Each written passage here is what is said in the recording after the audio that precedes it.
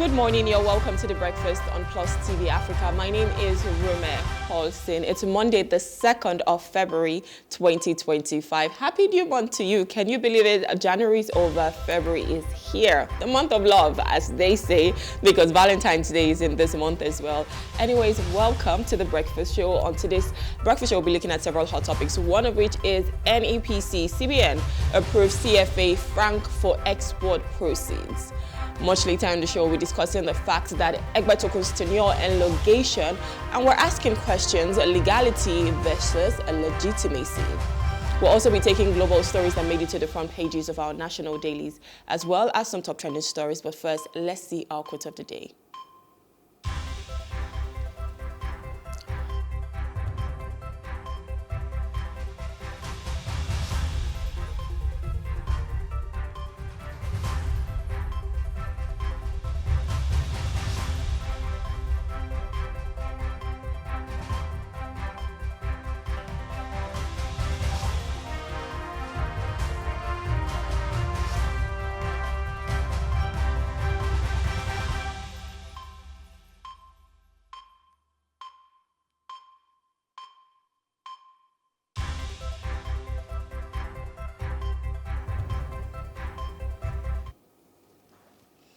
And our quote says, "The mind is everything. What you think, you become." And that is according to Buddha. And he says this morning, the mind is everything. What you think, you become. So it all starts from the mind. Of course, if you want to become a great person, you have to think of great ideas. Your mind is what, houses all of those lofty ideas that can come to life. And so if you do not think that you can get to that place, most times you're limiting yourself from your mind. So the limitation that we find that plays out in reality most times starts from our mind. If you feel like you can do something, then you can because you've thought about it. But when you don't think of you, when you don't, hold your thoughts accountable and say, no, I want to be thinking positive things, then, of course, you leave it open to anything that can just roam into it. And whatever you think, you become. If you feel like, I am an amazing person, I'm someone who is filled with love, I'm filled with light, it just starts to radiate through you. But if you feel like I am someone who do not have anything going for me, you know how some people can have that pity party syndrome? But guess what? It starts from their minds because they feel like they cannot be more. The people who stay in poverty because they're already impoverished in their minds. But if you want to be wealthy, if you want to make money work for you, if you want to, have amazing people around you, if you want to have that human capital, it starts from your mind. Whatever you want to do today, it starts from your mind. So what you think, you become, according to Buddha, and that is a great way to get into February. By the way, it's February 3rd, not 2nd, so it's the 3rd of February, and it is also International Networking Week. So how are you making sure that the people you have as your human capital, how are you, upping that? How are you raising the bar? How are you ensuring that you're networking with people that could help you, in your career, in your business, even just having people that, come into your own community, come into your own space and you're doing life with. So make sure that you're networking this week because it is International Networking Week. All right, that's it for our quote of the day. We'll move over to our top trending stories. The first one says, Reps NCC urge Labour to shelve planned protests over tariff hike. The House of Representatives Committee on Commissions and the Nigerian Communications Commission, NCC, are engaging with the Nigerian Labour Congress, NLC, to avert its planned nationwide strike or nationwide protest against the 50% tariff hike in telecoms. The protest scheduled for February 4, 2025 follows the NCC's approval of tariff increase, which the NLC argues will further burden Nigerians already grappling with the economic hardships, including high fuel prices, food costs, and electricity tariffs. The union insists the hike is unfair to a population earning a minimum wage of 70,000 naira. Peter Akpatasin, chairman of the House Committee on Communications, revealed that the committee is reaching out to the NLC and telecom operators to prevent the protest. which he believes would exacerbate the challenges faced by Nigerians. He emphasized the need for objective discussions on the issue, citing the telecom sector's struggle with inadequate funding for infrastructure upgrades, poor service quality, and coverage gaps. Similarly, the NCC's Director of Public Affairs, Ruben Moka, confirmed efforts to engage with the NLC to address their concerns. The NLC maintains that the protest is necessary to pressure the government and the National Assembly to reverse the tariff hike. However, both the House Committee and the NCC are advocating for a dialogue to resolve the issue without further disruption to the public. When people go on strike, the first thing obviously is they're not working, and if they're not working, there is no revenue coming in, and it's just a disruption to the public, which is something that we definitely want to avert at this point. And I love the fact that all the stakeholders are coming together, having a conversation, having a dialogue about it. The 50% tariff hike, many would say, it's too much. How can we go from maybe 4 naira per text to about 6 naira? If you were paying for calls about 11 naira, you're now looking at 16 naira. So it's a whole lot, especially with the fact that as of right now, we're not really getting so much funds coming in. And also, even the little money that you have, petrol has already taken a chunk of it, the cost of transportation, food prices. Of course, there's inflation right now that is hyper. So there's so many things that you still need to think about, and having to worry about communicating with other people because you cannot buy data or you cannot get enough credit for calls is just one thing that we cannot afford at the moment. On the other hand, the telecoms will tell you that we need our systems upgraded. We need to pay our staff better welfare for them.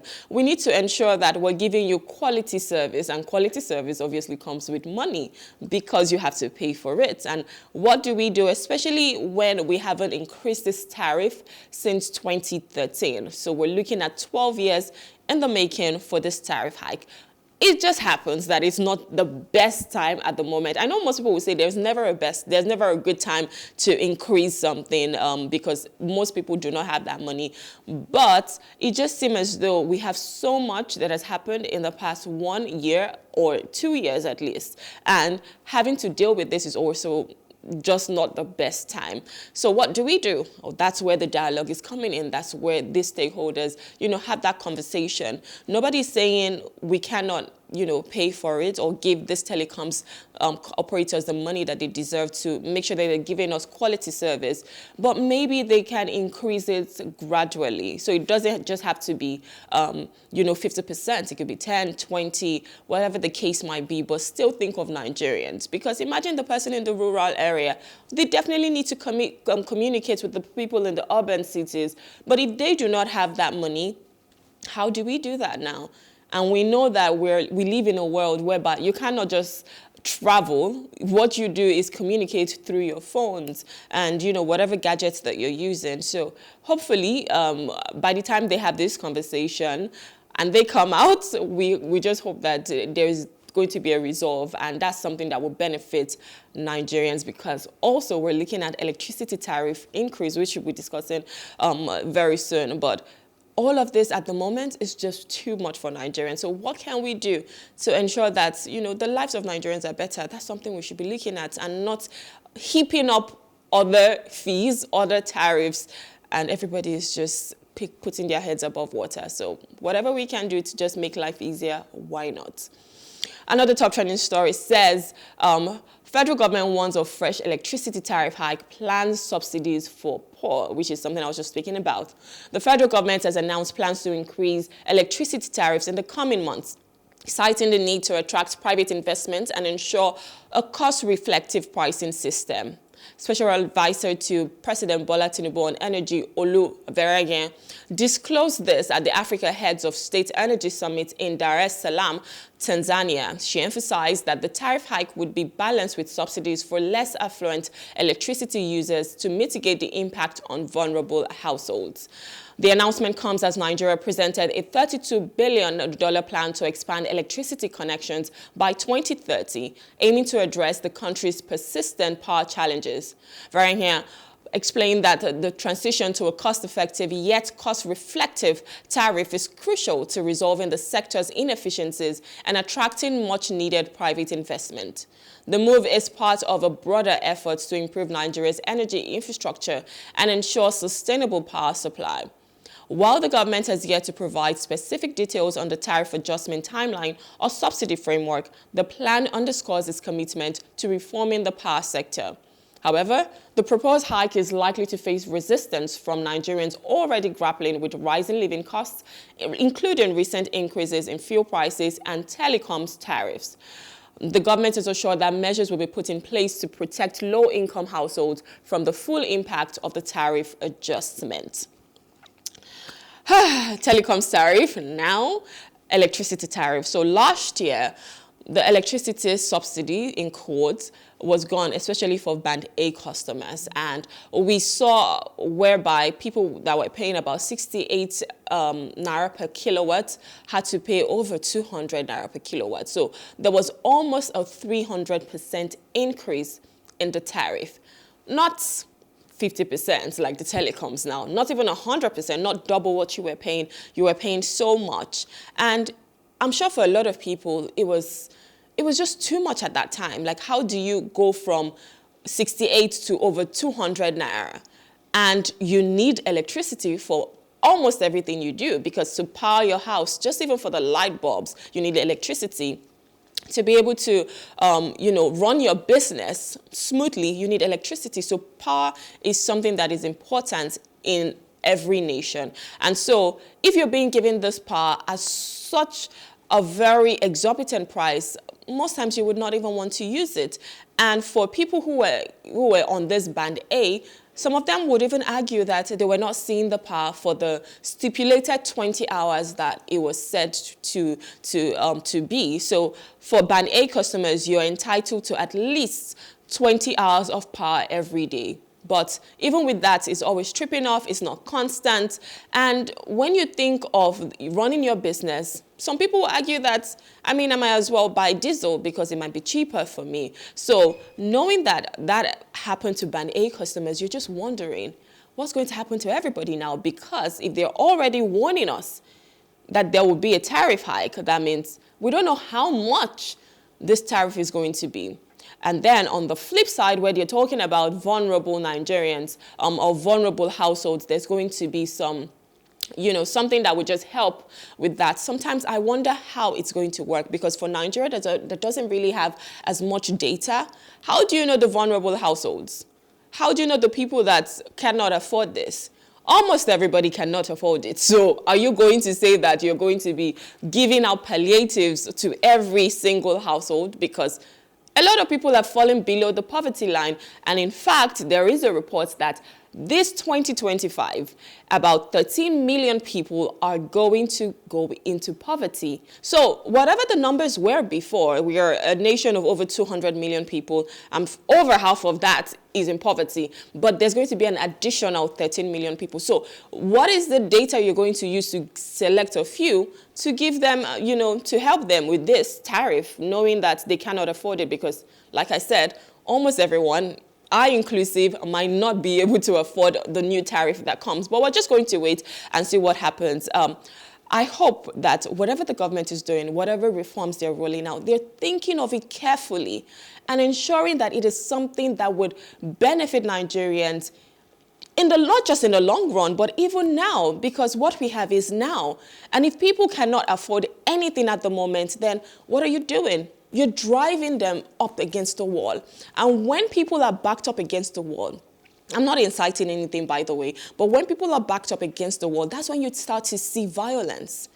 That's when you start to see criminality. So if you want a situation whereby you have a peaceful nation, you have people who work for their money, they're okay with that because they know that the monies that they have can sustain them, then you need to make sure that all of your reforms are working for the good of the people. So you're not going to just up and increase, electricity tariff hike. You're not just going to up and increase the telecoms, tariff. You're not just going to say subsidy is gone and whatever amount it is, we have to pay for it. It is important that we're thinking of the reforms for the people.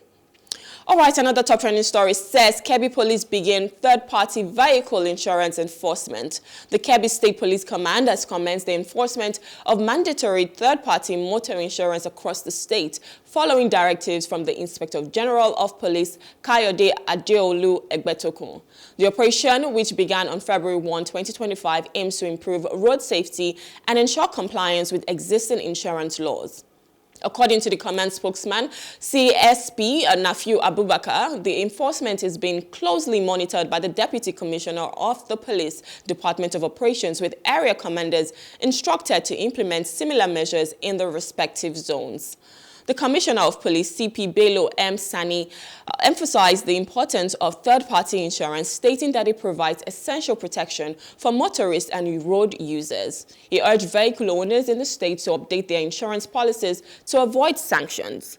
The initiative is part of the Nigerian Police Force's broader strategy to regulate road use, minimize financial risk with associated accidents, and encourage responsible driving behavior.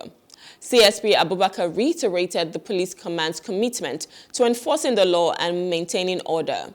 He called on residents to cooperate with officers and assured them that the exercise is designed to promote public safety. Motorists in Kebbi State are advised to obtain valid third-party insurance promptly, as defaulters will face the penalties under existing regulations. It's actually news to me to know that there are people who still do not operate this. And if it's something that Kebbi State is just coming up to in 2025, you're wondering what have they been doing the whole time. Now, let's talk about the benefits of insurance. Imagine something was to happen to your vehicle. You need insurance, because what if you do not have money at that time to fix it? Or what if you do not have enough money to even fix the other vehicle if you are the one in the wrong? So insurance is something that we don't take, we don't see it as important in Nigeria. In fact, most people do not have home insurance, even for gadgets. Even if you're in the UK or in the US, you have insurance for everything. People even insure their bodies because it's just a contingency plan that what happens, or just in case something happens to me, what is the plan? How do I move forward? How do I get monetary benefit? People do not have health insurance in Nigeria. People do not have life insurance in Nigeria. I'm glad that a lot of people are speaking up about this, the different insurances that we should get as human beings, just to ensure that we have that ease when it comes to life.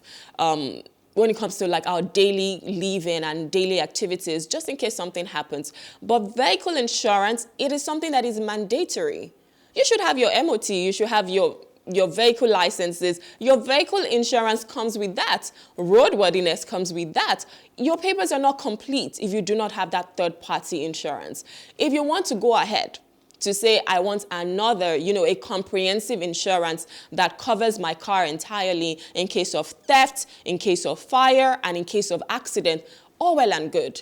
But you see that third-party one, the little one that you pay, I think about 5,000 to 10,000 for, it is important because that's the only way you can protect yourself and protect other people on the road. And I love the fact that the police is trying their best to enforce this right now. A little too late, or a little late, but not too late. It's good that you're starting it now.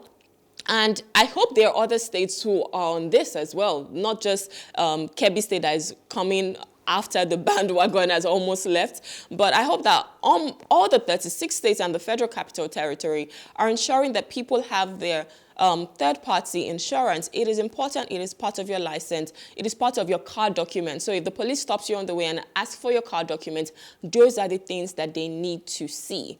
They need to see your roadworthiness. They need to see that, your vehicle license is there. They need to see the third-party insurance. All of that needs to be complete. So if you are a road user, if you are a vehicle owner, ensure that you have all of this.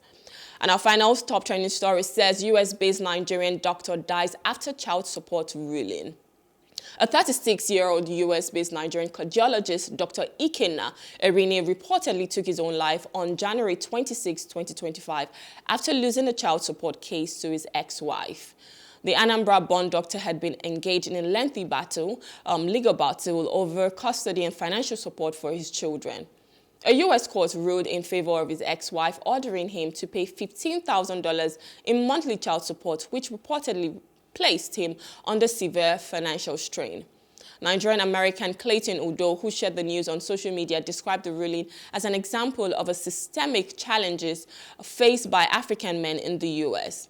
He claimed that Dr. Irene had already spent thousands of dollars on legal fees before losing his medical license and ultimately taking his own life.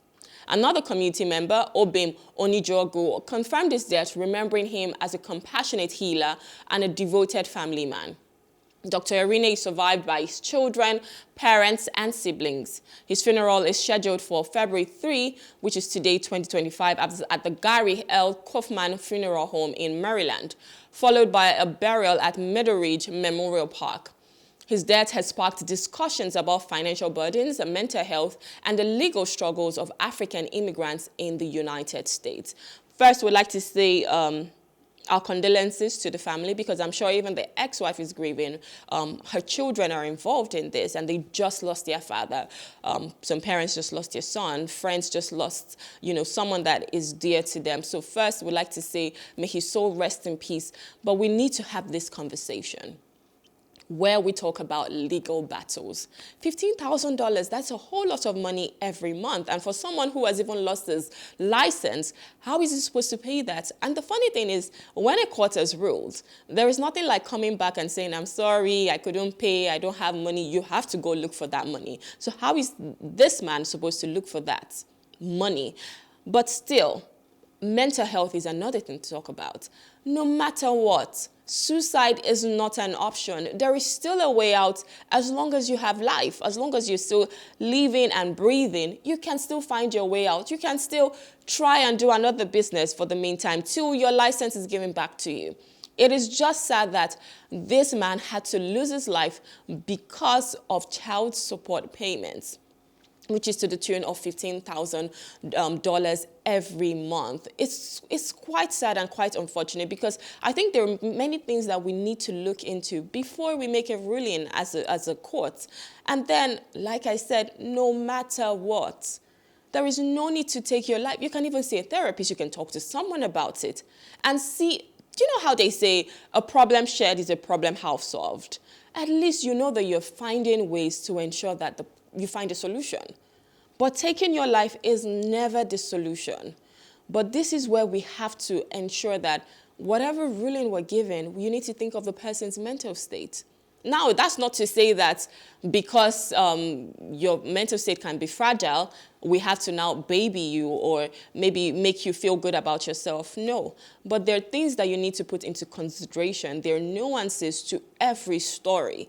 And for the woman now, imagine her with these kids. This man is gone. Who is going to pay the child support now? She has to be faced with the responsibility for these children alone. And imagine these children growing up knowing that their dad died because the court ruled against him in favor of their mom, who was asking for $15,000 monthly. It is just a web. And it's quite sad and it's quite unfortunate. But once again, may his soul rest in peace, and our condolences, goes to the family. That's it for our top trending stories. We'll go on a short break. We look at the weather, and when we return, we'll be reviewing the papers. So please stay with us.